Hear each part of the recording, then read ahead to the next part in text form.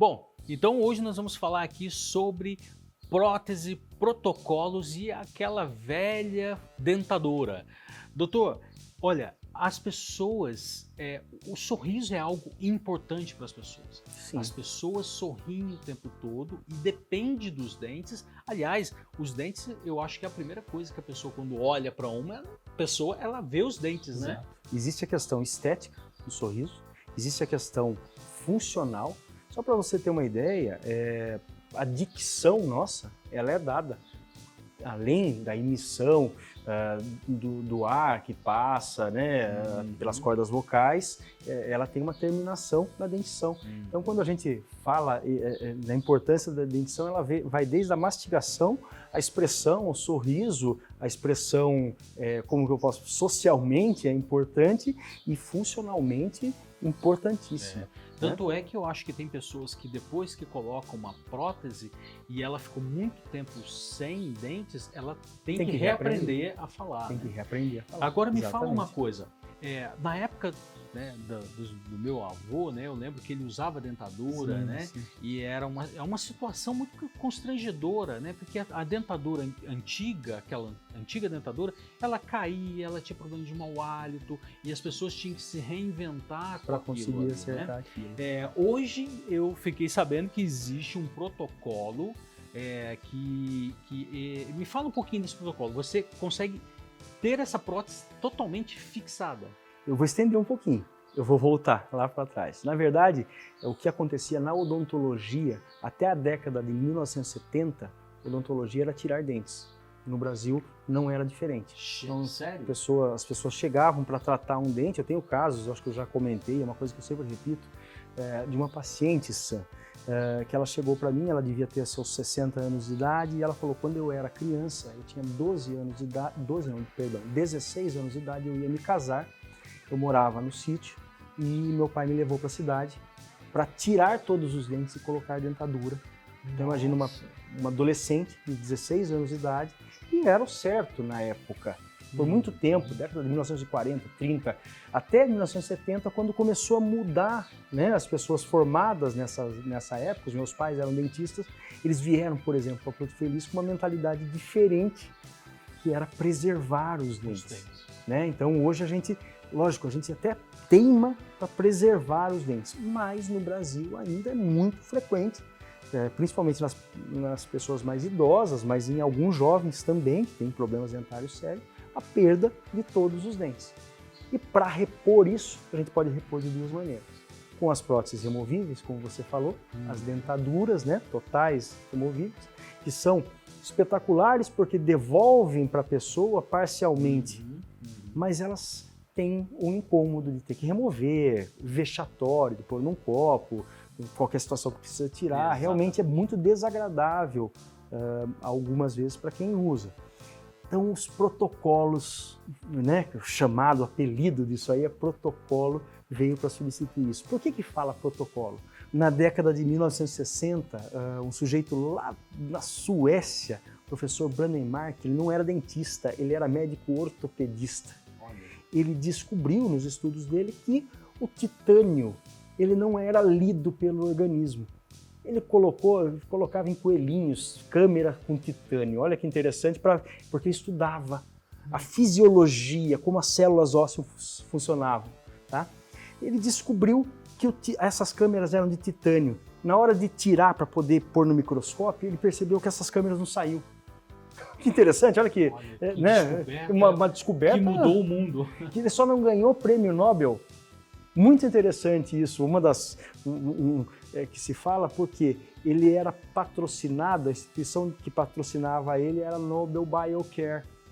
Então ele não concorreu a um prêmio Nobel de medicina porque a instituição não iria dar um prêmio, um benefício para uma pessoa, com uma questão de ética. Mas isso não vem ao caso. O que vem ao caso aqui para a gente é que ele descobriu que o titânio poderia ser colocado no osso rosqueado, o osso não lia e grudava naquilo.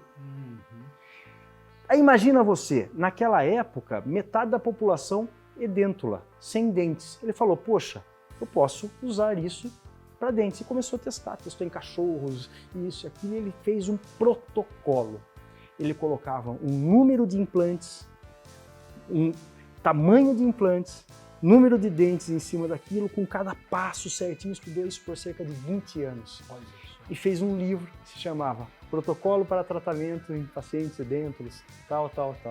No Brasil, isso ficou chamado, essa série de normas, protocolo, ganhou um apelido para o nome de uma prótese.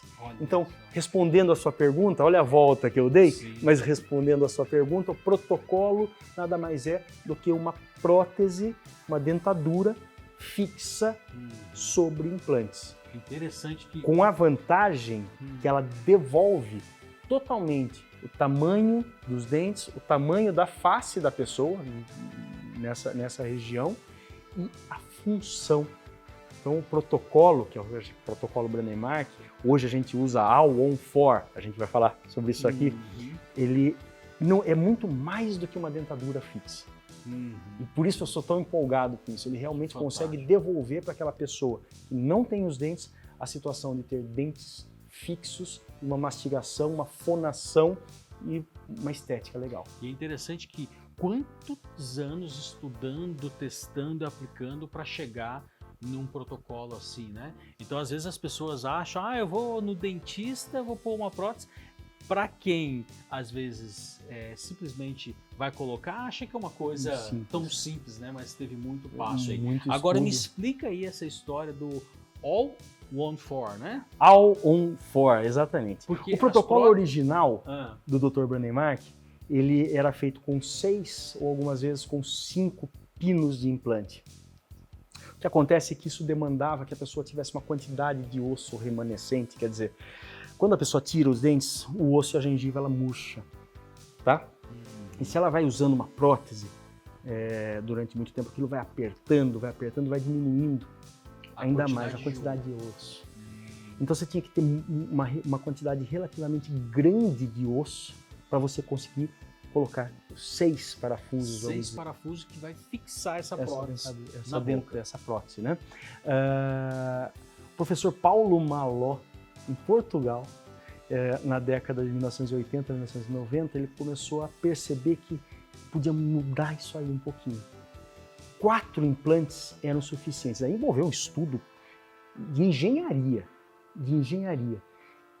A inclinação dos pinos, o formato dos pinos, o tipo da superfície do implante é algo que é realmente bem detalhado. E ele começou a buscar áreas que o osso não gastava. Olha. Então, muitas vezes a pessoa não tinha indicação, não tinha que falar, você vai ter que fazer um enxerto ósseo, uma regeneração guiada, que é algo complicado, vai ter que ficar muito tempo sem usar prótese. Ele chegou à conclusão de que se colocasse em determinados casos, você conseguiria buscar um osso de qualidade com 4 parafusos apenas. Então, dando muita estabilidade. E isso permitiu com que a prótese fosse carregada imediatamente. Isso quer dizer o quê? Poucos dias ou poucas horas, algumas vezes, depois da cirurgia de implantação. Então tornou um processo rápido. De altíssimo sucesso. De alto sucesso é aquilo que eu falo da odontologia baseado em fatos científicos, né? Isso é comprovado em literatura, né? Agora, parece que falando assim demora uma eternidade para fazer tudo isso. Quanto tempo isso demora para a pessoa que tem essa situação, que está nos assistindo agora, ela fala assim, puxa vida, quanto tempo eu vou ter isso resolvido na minha vida? Se tudo correr, vamos dizer que a pessoa chegue com uma prótese total. O sujeito usa uma dentadura e ele chega no consultório para a gente chega à conclusão, faz os exames, vê que a saúde está em ordem, que tem o osso para a gente poder colocar esses 4 parafusos e a gente faz a cirurgia para implantação, certo? Se a gente conseguir dar o torque, quer dizer, o aperto do parafuso, existem as medidas, existe um protocolo, tá? Se a gente cumprir esse protocolo e conseguir já a carga imediata, em 3 dias a pessoa está com a prótese na boca. 3 dias? 3 dias. Não acredito. Existe a questão, vamos dizer assim, que eu apertei 3 parafusos com 60 newtons, que é a medida que a gente precisa apertar e tal, e um deles deu 20 newtons, ficou não tão apertado quanto os outros. O que a gente faz? Sutura reembasa a prótese que ele usa, a dentadura que ele usa com um material mais mole, mas que a pessoa vai conseguir ainda usar a prótese total. Daí essa pessoa vai usar de 4 a 6 meses para esperar aquela história da osteointegração, do osso grudar no pino, para daí a gente colocar. Mas eu digo para você que em grande parte dos casos que a gente entra para fazer, a gente faz em 3 dias. Que fantástico. Então quer dizer que uma pessoa que agora está nos assistindo, ela pode mudar a vida dela em apenas 3 dias. 3 dias. Um prazo. Ou se por um acaso não conseguir em 3 dias, certamente em 6 meses a gente está conseguindo mudar o sorriso e a vida dessa pessoa. Maravilha. Então, tá vendo? É algo fantástico que você pode fazer na sua vida. Eu gosto muito desse bate-papo porque a gente traz uma solução, traz vida para as pessoas a partir de uma reestruturação na boca da pessoa, que ela vai voltar a sorrir, ela vai voltar a mastigar, a falar bem, né? Então isso é fantástico. Doutor, obrigado por esse bate-papo. Agradeço, Sam. E espero você aí no próximo vídeo. Isso aí, legal. Obrigado, Sam.